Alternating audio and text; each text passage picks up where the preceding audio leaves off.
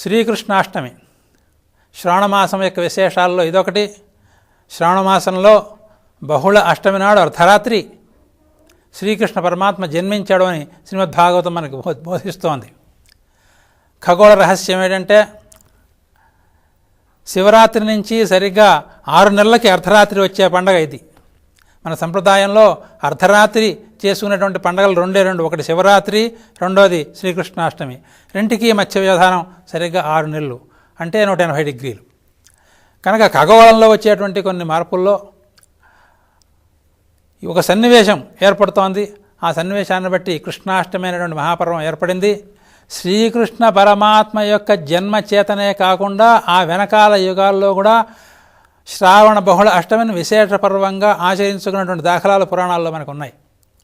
కనుక శ్రీకృష్ణ జన్మ వల్ల అంత మాత్రమే కాకుండా శ్రావణ కృష్ణ అష్టమి నాడు ఖగోళంలో ఏర్పడేటువంటి గ్రహ సన్నివేశాల యొక్క బలం వల్ల ఇది చాలా విశేష పర్వంగా కీర్తింపబడుతోంది.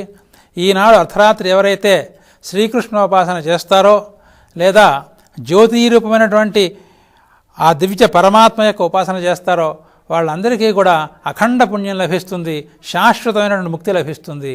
అందరం మనం దీన్ని ఆచరించుకుని తరిద్దాం.